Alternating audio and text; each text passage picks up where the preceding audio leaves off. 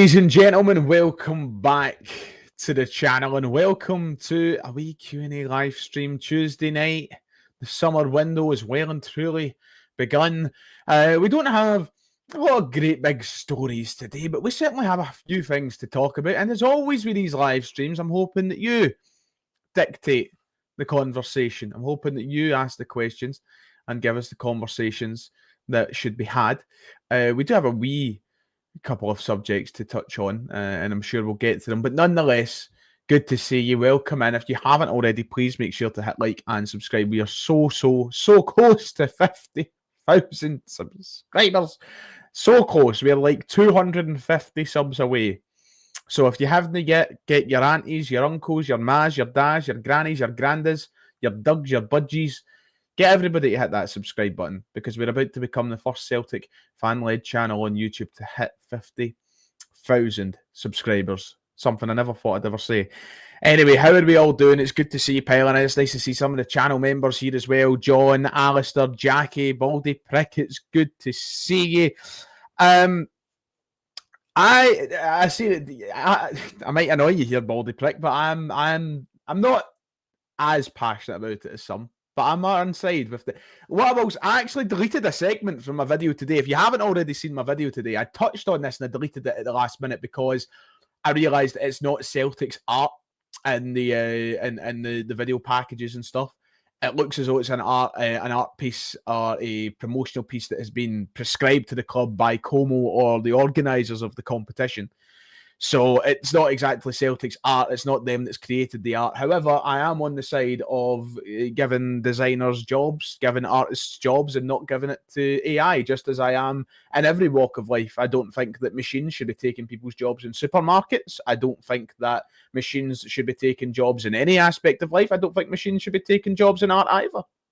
So I'm on side to the people who are annoyed at AI using the club using AI. Although in this situation, I make it abundantly clear it's not the club that's actually used it. I think the club actually stopped doing it after the backlash they got the first time they used it. Listen, as I said, I'm not one of the ones that's going to be passionate shouting about the rooftops from it, but I am definitely on side with the artists and graphic designers. At the end of the day, the club employ people, and I want those people to keep their jobs because I think that's the fair thing to do. Anyway, hello, good to see you. Anyway, Baldy Prick, nice to see you, Ryan McKenzie, Finn, and all the rest of it. So let's talk about a couple of things. I think that is a good. We'll come on to this, John. Thank you for being a member for 9 months, and I appreciate your question. We will touch on that later on in the stream, of course. Talking about the pre-season tournament, we spoke about it in today's video. Of course, it has now been announced that Celtic will head over to Como in Italy for a pre-season tournament against Como, Al Ahly and Ajax. It will be a 4-team tournament. The winner will receive the Como Cup, very prestigious, biggest trophy in Europe, yada yada. There has more details have emerged around this, potentially about how much money Celtic will make off the back of it. Now, this was reported by 67 Hail as an exclusive a couple of hours ago, or should I say, not even a couple of hours ago, about 20 minutes ago. They've spoken to TBR's head of football finance and governance writer, Adam Williams, who said that this could make up around £3 million for Celtic. Apparently, that is how much is in the pot here. His exact words were, as far as Celtic are concerned, they don't report how much they make from pre-season tours separately from their core match day and commercial income, but I would hazard a guess that they could get around maybe £2 to £3 million net after costs. It can be phenomenally expensive to organise these tours after all. I think for clubs like Celtic, some tours are more focused on the bottom line and others are more about customer acquisition. So yeah, very different from last year's tour when we headed over to America, potentially going over here to tap into a new market. At the end of the day, I think it's no more than just a pre-season tournament we've been invited along to with some potential money through tickets, merchandise on the line for the club. So it's good. If I had the money, I would be going. I don't have the money to go. Unless one of you wants to donate like £1,000 to me right now, I won't be there. But if you do get to go, I think it'll be a phenomenal experience. I think it'll be great. Be careful around the Ajax supporters, but it should be nice. I'm looking forward to seeing how it goes. And we'll see if Celtic can make the first of 5 trophies possible this summer. Outside of that, there has been brief updates on the transfer front, especially including Harley Mills, who was linked to the club. If you just give me a second, I'll get that story up. Harley Mills, apparently Peterborough are aware that Celtic do have interest in Harley Mills, but no offer has been made by the club yet. The left back is being looked at as a potential Greg Taylor replacement and Kieran Tierney understudy if Taylor signs elsewhere. The big word in Mark Hendry's statement tonight when he was talking about it was if Taylor signs elsewhere. I'm still 99% sure that Greg Taylor is leaving the club, but there could be a last-minute U-turn for all you know, and there is no confirmation that he's signed for anybody yet. Nobody has any word on Greg Taylor signing for a new club as of yet. However, Peterborough are aware of the Harley Mills interest. It was reported that Fulham have already bidded £1 million for the youngster, so Celtic know who they're battling with and how much money it might take, but as of yet, Celtic have not made an offer. And apart from the stuff that I maybe touched on in my video early on, which I'll point to you if you haven't already seen, there hasn't been many updates since. There hasn't been many developments across the board at Celtic Football Club. We know that this new pre-season friendlies here. We know that there's been rule changes applied to the Champions League, which I touched on in my video earlier as well. So yeah, I'm just want to get your questions, talk about your thoughts and everything else. So for the next 20, 25 minutes, however long it may be, please pile them in and we will talk about it. So let's see, where shall we start? Where shall we start today? Where will we go? Where will we go? I mean, Mackenzie's going to have a heart attack if he types it one more time, but apparently Queen's Park and Celtic are doing a loan partnership. These loan partnerships have existed. It's just... it's not new. They might say it's new. It's not new. The amount of players we've loaned out to Queen's Park over the past 5 years, we could have fielded a starting 11 with them. They just like to put it into fancy terms and make it as if there's a connection or some sort. But yeah, nice. Okay, Queen's Park and Celtic are doing a loan partnership. Thank you to Mackenzie for breaking that news to us here in the chat tonight. We'll start off with Baldy Prick's comment on Harley Mills saying the Peterborough left back seems really promising. He will be a good understudy to Kieran Tierney, 100% get game time. Well, listen, for all we know, he might come, he might not come. Celtic haven't made a bid yet, apparently. I think he looks like... I don't think we need to stress about the backup left back to Kieran Tierney. Kieran Tierney is the best left back in Scotland. He's one of the best left backs in Britain. Christ, he's still one of the best left backs in Europe. And we've seen that with his final few appearances for Arsenal in the second half of this season. The Arsenal fans were gutted to see him go. It is unbelievable that we're getting him back at the point of his career with the quality he still has to offer. I always thought that his return to the club would be at the later stage of his career when he was wrapping things up. The fact he's back now is massive.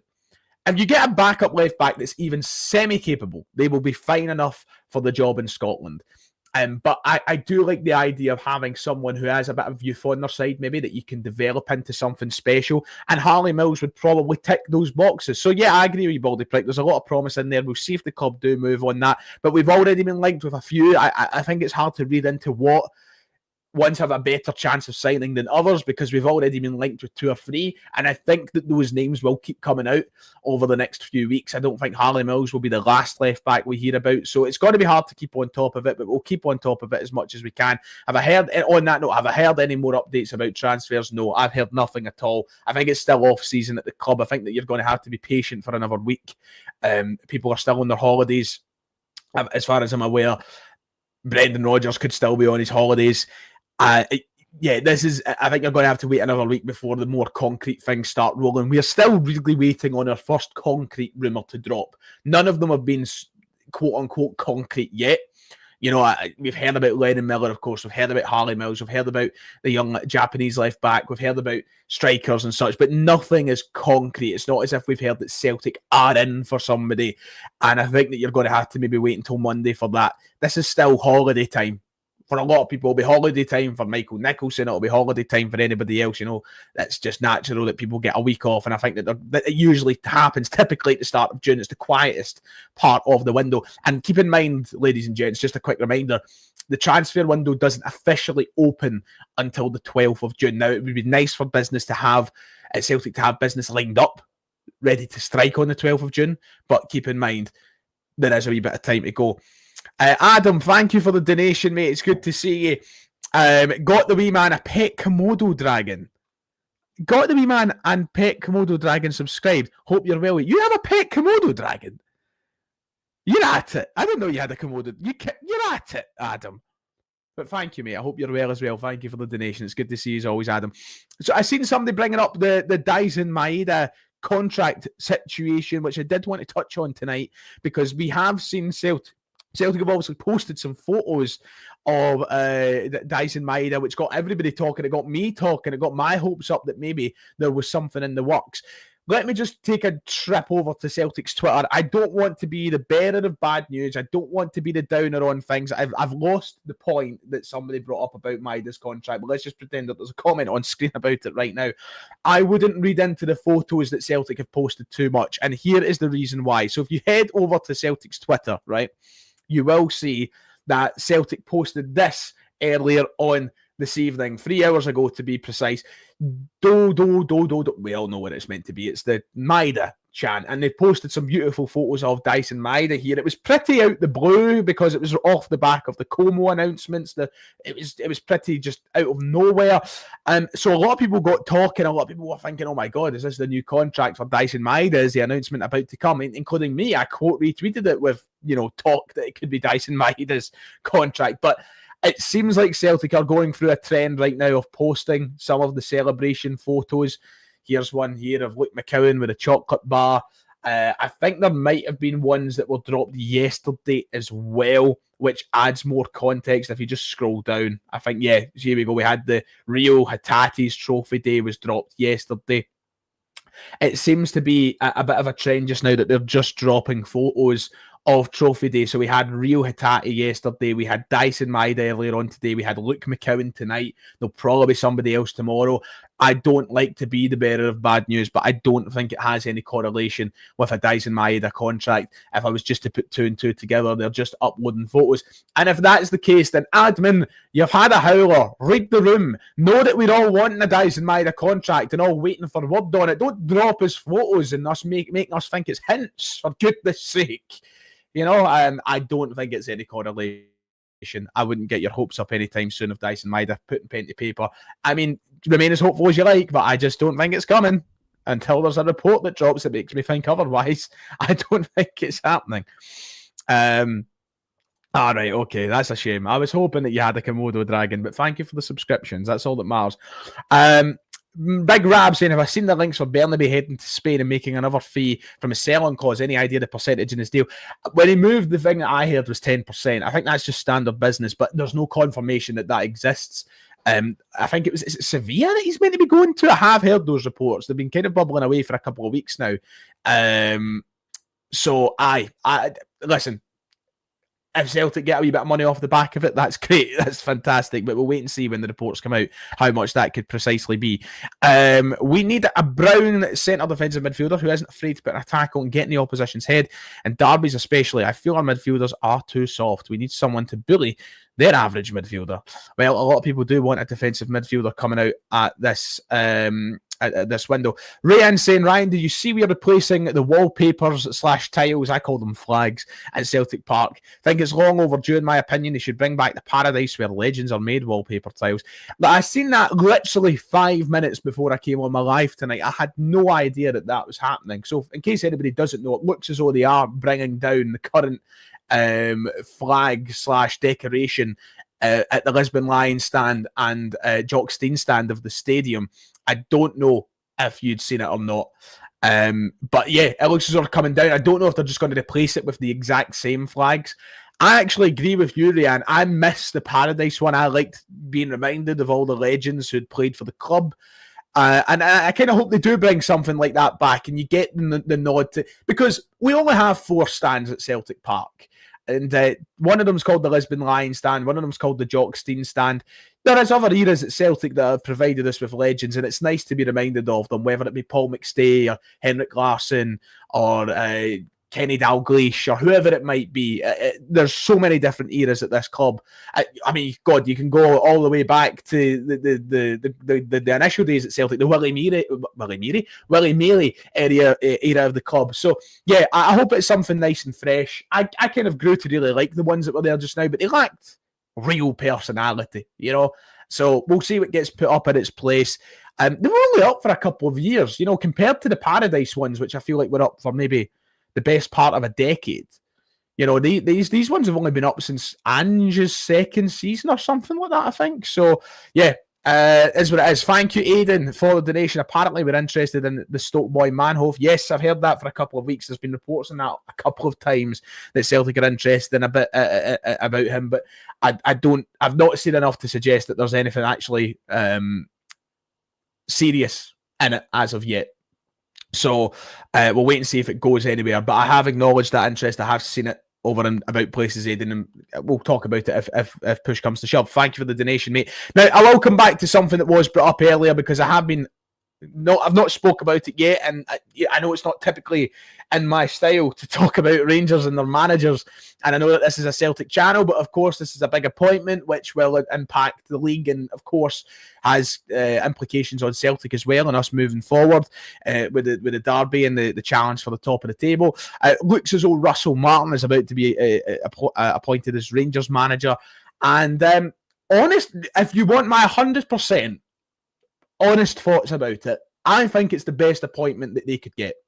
That's my opinion.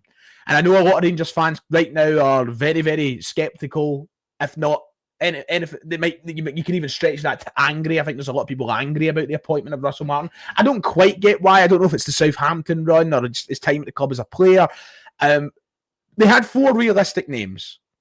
It was Russell Martin, Steven Gerrard, Davide Ancelotti, and the guy Farioli. Out of those 4 names, if it was me in that situation, I would be picking Russell Martin. If that was Celtic, I would be wanting us to pick Russell Martin. I don't know why you would pick a previous flop who won 1 trophy in 9, a manager who has just bottled a 9-point league at the top of the Eredivisie with Ajax, or a guy that put the cones out for his da, over somebody who's had has had an okay managerial career. Now, I know that you could say, oh, well, Rangers fans will go, I'd rather have took the chance on Ancelotti and done something with him. Rangers aren't in a position as a club to be taking another huge calculated gamble like that. I think they done it with Michael Beale and it didn't work. And they're in a situation where we've had 3 managers in a row at Rangers. I say they've had 3 managers in a row at Rangers that have averaged a time at the club less than a year. I think that the longest period that a manager stayed at Rangers has been about a year and 3 months, something like that. They are in a really bad situation. This appointment needs to work. I think that Russell Martin is the best of a bad bunch. I don't think he's a great manager, but I certainly think he's the best out of those 4. And I think some of the reaction online is baffling to the appointment. And I don't think that Rangers fans genuinely deep down believe that Ancelotti or Gerrard would have been a better appointment. I don't think that there's any evidence to suggest that. Yeah, you could go and get Ancelotti and it might work, but what if it doesn't work? Then you've just went out and got another fucking glorified cone placer that has come in and done rotten. And, you know, if Ancelotti comes in and he brings all these players from the continent over and things go bad, you know what happens? They all down tools and then they get shipped out the club by the fans. I don't think that any of these managers are exactly a good situation for Rangers. I don't think it's a glamorous position to be in. But this is the thing that they've got to accept. And I know the guy on Twitter, I think his name is Bobby Nwanze. I've seen his video earlier talking about his disappointment, and his words were that he feels that this was a real chance for Rangers to make a statement. With the new owners, with the money behind them, they could have went out and made a statement.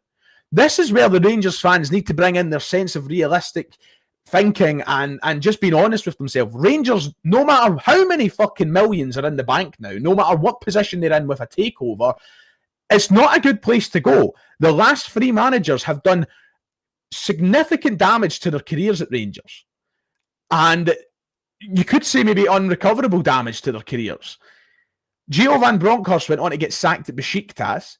Philip Coman hasn't got a job yet, a bit soon maybe. And Beale went on to get sacked at Sunderland. Both of them walking into jobs with heavy scepticism around them because of how badly they've done at Rangers. Rangers are so far behind Celtic that no manager is going to be really bothered about that job. No manager at a top level. You're not going to attract a Brendan Rodgers at Rangers. You're not going to attract anybody in the league of Brendan Rodgers at Rangers. And that's the harsh reality that they're going to have to accept for the next couple of years until they make significant progress towards Celtic. Now, I'm not saying to the Rangers fans who might be listening to this right now and want to cut things that I say, I'm not saying that Rangers are going to be stuck in that position forever. For as much as I would love that to happen, there's going to come a time in football, and history dictates it, that Rangers will catch up on Celtic again. At one point, they might even be back on top. Hopefully not while I'm fucking breathing, but they might be. And when that happens, then they'll be able to attract big managers. Then they'll be able to attract big names. But a takeover isn't going to make that happen overnight. So if any Rangers supporters thought that was going to happen, welcome to the harsh reality you're now living in. This is the fucking slap in the face, wake-up call, cold water in the eye that you needed. It was never going to be Carlo Ancelotti. It was always going to be Davide Ancelotti. It was never going to be the big Jose Mourinho. No, you get Russell Martin. And you'll accept it because that's the position that Rangers are in right now as a club. And a takeover doesn't make problems disappear overnight. As proven all over the continent, there is progress to be made. And honestly, I think that the best chance of progress out of those four names that were most realistic for Rangers comes through Russell Martin. I don't know how high of a chance that is. I think that there's so much work to be done there that it's hard to tell right now. But I just don't think it was any of these names that you would have raveled over Russell Martin. And I just think that these gory names that you were wanting were never going to happen. And I don't know why you're surprised. I'm sorry, but even the dumbest of outsiders could realise that. And I think that intelligent Rangers supporters knew that as well. I have mates who support Rangers, and they knew that Rangers weren't going to go out and find a Jose Mourinho. You know, they were going to have to shop in a very closed market. And that is the harsh reality that Rangers need to accept at the minute. So, yeah, that's my thoughts on the Russell Martin appointment. I think that it's going to be tough for him. We know what will happen. He'll win his first couple of games of the season. The Rangers fans will go on about winning the league, and then they'll go through a run of form that they'll want him sacked with. That's how it goes. And I look forward to it. So that's my thoughts. There you go. Right, let's keep getting the questions in. It could be about anything at all. Sorry, Derek. Sorry. I know sometimes I say things that are wildly untrue. Let's see. What shall we get? Billy has been very, very busy, but I might jump on and do one myself. Smell the glove. Do you think Maida will leave? And if so, will Fiskgarden, I'd assume, come in? It's meant to be after that, or some sort of suggestion that Fiskgarden will come in. I'm not ruling out the potential chance of Maida leaving. I hope that he stays. I have a good feeling he will stay, but I also have an equally uneasy feeling that he could leave. And Fiskgarden, it's just so early in the window that there's not enough out there as to who's really made a bid for him or where his opinions lie at the minute. So I don't know. I don't want to say that Celtic will sign him. I wouldn't be, put it this way, I wouldn't get your hopes up. I would just remain patient and hope for the best. But I wouldn't be too confident of it happening. Thank you, Aaron, for being a member for 6 months, mate. It's a pleasure to have you here. And thank you for your continued loyalty. Yeah, I mean, this is true, Lisbon lad. You know, this is true. The board have obviously shown in the past the ability to fall asleep at the wheel, but there needs to be, it has to be Brendan Rodgers. Brendan Rodgers is the kind of manager that you hope just won't allow the board to fall asleep at the wheel. Brendan Rodgers has got to be the one in the ear of Michael Nicholson, Peter Lawwell, Dermot Desmond, Chris Mackay, and whoever else it might be, constantly nipping away at them and going, well, if you want me to stay here, put the money down. Don't fall asleep at the wheel. Because that's why I left the last time. So I'm hoping that Brendan Rodgers has that voice and maybe gets something out that board that we need in this year, just to keep that freshness and to keep that hunger still there around the side. Let's see. Let's go on with any questions. We've got about 5 or so minutes left, so make them good, ladies and gents, please. I would love as many as possible. What did Celtic get for Frimpong? It was around £5.5 million, I believe. Do you think that Udinese is really the best Rio can get? No, I think there's better that he can get. The Rio's situation remains a really peculiar one going into this window, because his move really depends on how much he values what he gets out of leaving Celtic. I know that might sound very obvious in the paper, but I don't imagine there's going to be a great deal of clubs out there that are going to offer him a significant amount of money more than Celtic can, or significantly better perks, aka European football. I don't know what's going to happen with Rio. I think that it's got to be Premier League for him, or it's got to be a club in Europe. And if it's not that, I just don't see why he'd leave Celtic. And I don't know if that is naive of me. But what I would say is it just wouldn't make sense for him to go anywhere if it wasn't the Premier League move that he probably yearns for, or somewhere with European football. I don't think Udinese is the best he can get. I think he can get far better than that, to be quite honest. So wait and see. What did I have for dinner tonight? I had pizza. I'm going to get called a fucking Tory or something, but I had a pizza from Marks and Spencer's. Marks and Spencer's cheese and ham pizza. It's fucking cracking. And right, it's only like £6, right? So it's not that conservative of me. 3 realistic transfers for Celtic to sign this summer. I want Lennon Miller, I want Matthias Fiesgarden, and I want a bag of cans. There you go. There's my 3. Let's see what else we've got. If Atalanta do offer us 20 to 25 million for Engels, would you cash in and try again, or keep him? I don't. Caden, my answer to that is that I just don't think they will bid 20 to 25 million for him. Not yet. I just don't think so. I think that the bid that they would probably get would be around 15 to 20 max. And I just don't think there's enough upside in that for Celtic to consider it. I just don't think so. I think that the whole Engels thing is blown out of proportion this summer. I don't see him going. I don't think he should go. I don't want him to go. I think that next year we'll have a much more based conversation around Arne Engels. A lot more of an honest and more informed conversation about Arne Engels when he's had his full pre-season and when he goes on next year to be Celtic's player of the season. There you have it. Early prediction. This time next year, Arne Engels will be Celtic's player of the season. Mark my words. God, I shouldn't put out things like that. I agree though, Alex. The conversation is boring. Balikwisha would be another one, yes. I would like Balikwisha to come in. He looks a good player, and he finished off the season so well.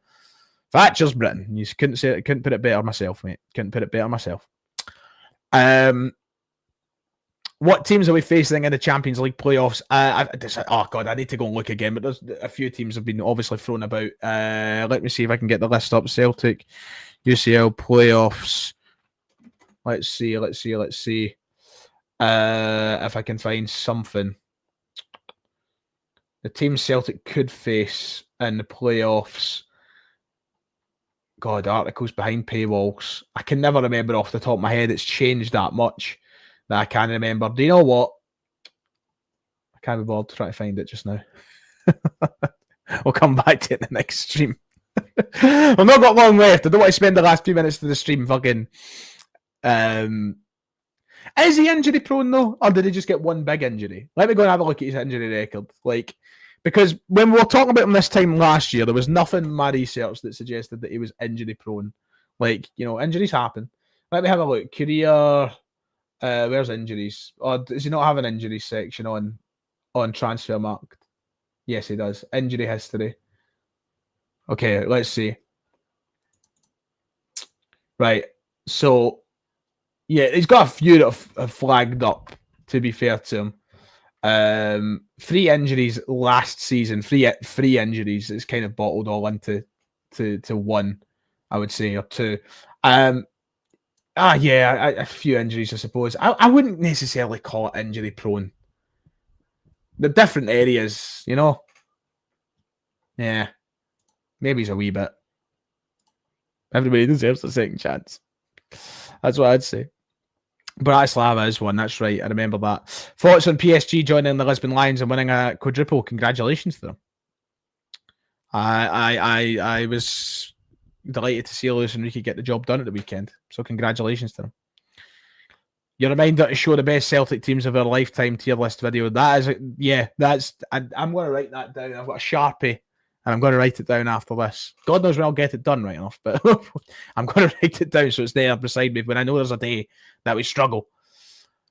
Right, let's get 3 to 5 more questions just to finish off, and then we'll go.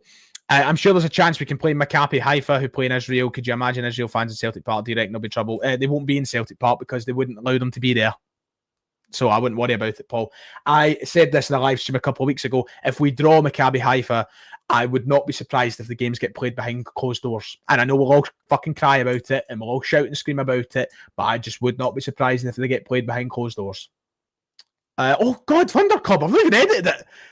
I'll get that up for you tonight or tomorrow. Oh, thank you for reminding me. I just completely forgot the Thunder Club was recorded and existed. That is a genuine moment of realisation going, oh, shit. Brendan Rodgers' deal does need sorted soon. Yes, I agree. It does. And I hope they get it sorted, to be honest.